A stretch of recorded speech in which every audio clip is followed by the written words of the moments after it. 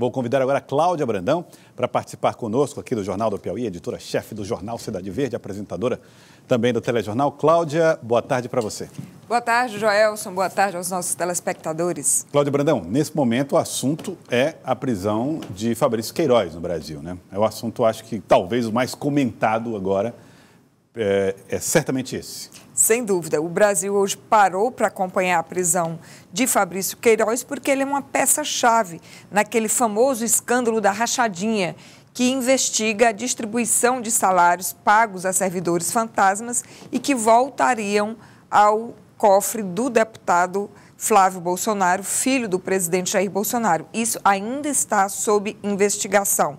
Mas Fabrício Queiroz é peça-chave porque era ele quem movimentava todo o dinheiro. Inclusive, foi encontrado R$1.200.000 de movimentação financeira nas suas contas, sendo que o salário que ele recebia era incompatível com esse volume de recursos. Fabrício Queiroz estava em lugar incerto e insabido até hoje de manhã, quando descobriram que ele estava abrigado na casa ou num sítio lá em Atibaia, a famosa localidade Atibaia, que já foi palco daquele escândalo do sítio com o ex-presidente Lula, estava lá justamente na propriedade do advogado de Flávio Bolsonaro.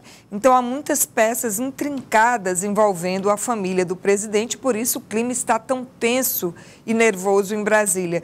Tão tenso, Joelson, que hoje o presidente até se recusou a parar naquele cercadinho onde ficam os apoiadores dele lá em Brasília, que todo dia de manhã cedo ele dá uma pausa lá, conversa um pouco com as pessoas antes de seguir para seu despacho. Hoje o presidente saiu apressadamente do palácio e não quis conversa com ninguém. Agora há pouco ele estava reunido com os principais ministros e assessores, inclusive com o ministro da Justiça, para acertar o tom do que vai ser dito à população a partir de agora. Se prefere o silêncio para não encostar as chamuscas de Fabrício Queiroz na família presidencial, ou se vai dar, como de costume do presidente Bolsonaro, uma resposta à altura, provocativa e partindo para o ataque. Vamos falar com Délio Rocha, lá em Brasília, que traz um pouco da temperatura da capital federal depois desta prisão em São Paulo. Délio Rocha, boa tarde para você. Olá, Joelson, boa tarde para você, para a Cláudia Brandão, meu boa tarde a todos. A Cláudia aí estava falando que o presidente não quis falar hoje com os apoiadores ao sair do Palácio da Alvorada. Olha, Cláudia, eu até estive hoje pela manhã no Palácio da Alvorada, que é a residência oficial do presidente da República. Ele costuma falar com os apoiadores na saída, às vezes ali rapidamente também conversa com a imprensa, mas hoje foi diferente. Inclusive eu percebi uma segurança maior no entorno do Palácio, na frente do Palácio da Alvorada. E de lá ele já veio para o Palácio do Planalto, que é local de trabalho do presidente da República. Ele está discutindo exatamente qual posição deve tomar após a prisão do ex-assessor Fabrício Queiroz. Agora, Joelson, uma preocupação do presidente, o que a gente ouve aí de pessoas próximas que têm alguma interlocução com lideranças do governo, é de que o presidente está querendo saber como explicar que Fabrício Queiroz, que estava sumido há mais de um ano, reapareceu e numa chácara de um advogado da família. Lembrando que o Alcef, Frederico Alcef, não é só advogado de Flávio Bolsonaro, mas também do próprio presidente da República. Inclusive, ele representou o Bolsonaro naquele episódio lá do Adélio Bispo, né, que foi o responsável por aquele atentado contra o presidente da República.